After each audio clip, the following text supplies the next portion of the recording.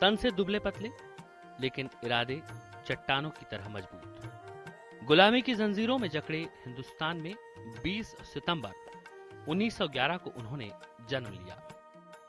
जब बड़े हुए तो पाया कि अंग्रेजों की गुलामी की जंजीरों से कहीं ज्यादा मजबूत वो जंजीरें हैं जिनमें समाज भीतर से जकड़ा है। सनातन धर्म का अध्ययन किया, धर्म, अध्यात्म और दर्शन का मर्म समझा और पाया कि ये सब तो समाज की सेवा के लिए है।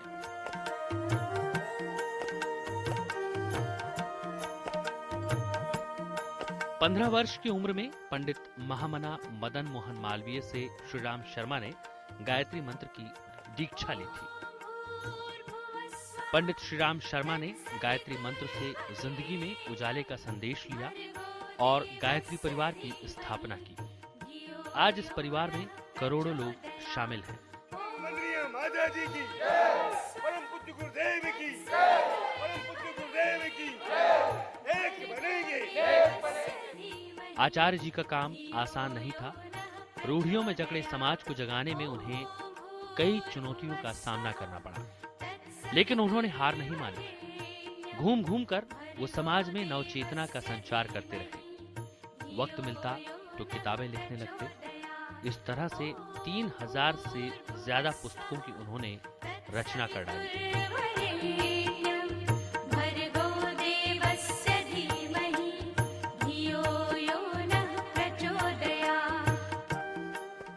मैं उस जगह पे बैठा हूँ जहाँ पर पूज्य गुरुदेव अपनी साधना किया करते थे।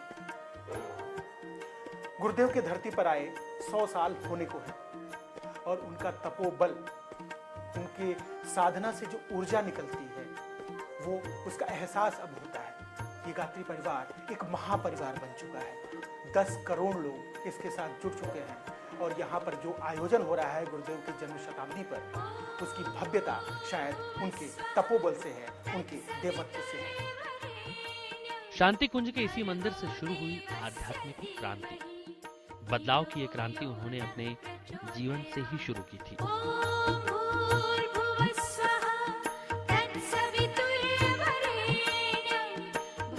आखिर वो वक्त भी आया जब पंडित श्रीराम शर्मा आचार्य अपने उसी घर की तरफ चल दिए जहां से उन्हें समाज में उजाला फैलाना था। गायत्री परिवार की उन्होंने स्थापना की और समाज में सेवा का संदेश देने लगे। वो इस राह पर अकेले चले थे, लेकिन कारवां बनता चला गया।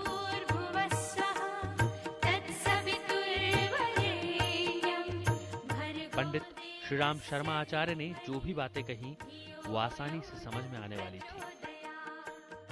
अपनी पत्रिका अखंड ज्योति के जरिए वो अपना संदेश जन जन तक पहुंचाते रहे। पंडित श्रीराम शर्मा आचार्य के लिए विज्ञान और धर्म अलग अलग नहीं थे।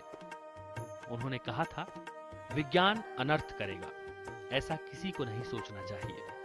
विज्ञान जीवित रहेगा, लेकिन उसका नाम भौतिक विज्ञान न होकर अध्यात्म विज्ञान हो जाएगा। उसे अपनाते ही वो सभी समस्याएं सुलझ जाएंगी जो आज भयावह दिखाई दे रही हैं। दिन रात वो समाज की सेवा में ही लीन रहते थे। थक जाते थे तो यहीं विश्राम करते थे। ये पूज्य गुरुदेव और वंदनीय माता जी का कमरा है। गुरुदेव यहीं पर विश्राम किया करते थे। वैसे तो गुरुदेव ज्यादातर वक्त साधना में लीन रहते थे, लेकिन जब भी उन्हें फुर्सत मिलती थी साधना से तो वो लेखन किया करते थे।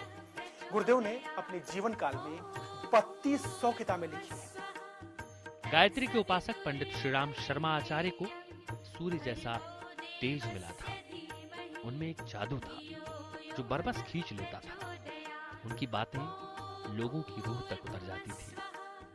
आप वो व्यक्ति हैं जो उनके बड़े करीब रहे हैं, जिन्होंने आपने उनको जिया है, अब उनके दर्शन को, उनके सपने को जी रहे हैं, उनको पूरा कर प्रयास कर रहा हूँ जी। उनके जैसे महापुरुष के कद तक पहुँच पाना बहुत मुश्किल है, पर मैंने कोशिश की है कि जो उन्होंने विचार पुरुष के रूप में अपना जीवन जिया, मैं उनके नजदीक रहने की कोशिश कर रहा हूँ। बहुत सामान्य धोती कुर्ता पहने हुए एक सामान्य से व्यक्ति, जो जिनके मन में पिता जैसा प्यार था, सबके लिए अभिभावक की तरह से थे, मार्गदर्शक थे और दिव्य पुरुष थे। मैंने उनके दिव्य स्वरूप को भी देखा है। मैंने अपने जीवन में भी उनकी दिव्यता को और उनके जो एक ये कहा जाए कि बहुत ही चमत्कारी स्वरूप जो था उनका, वो भी मैंने देखा है, होते हुए देखा है। पंडित श्री राम शर्मा आचार्य ने धर्म और अध्यात्म के जरिए मानव सेवा का जो पौधा रोपा था वो आज विशाल वट वृक्ष बन चुका है। यहाँ हर कोई कार्य करता है, हर कोई सेवा के भाव से आया है। यही सपना तो देखा था आचार्य जी ने, उनका यही सपना साकार कर रहा है गायत्री परिवार। सर्वे भवन्तु सुखिनः सर्वे सन्तु निरामयाः, मतलब सभी सुखी हों, सभी संतुष्ट हों और सबका भला हो। वेद मंत्र के इसी मूल मंत्र को गायत्री परिवार ने अपना मोटो बनाया है। कहते हैं असर दुआओं में है, और हमने ये महसूस किया है यहाँ पर आकर के कि यहाँ असर यहाँ के हवाओं में है। कुछ तो यहाँ पर बात है, यहाँ जो आकर के महसूस होता है। शांति कुंज से इस विशेष कार्यक्रम में अभी बस इतना ही, लेकिन महुआ न्यूज में खबरों का सिलसिला लगातार जारी है। आप बने रहिए हमारे साथ।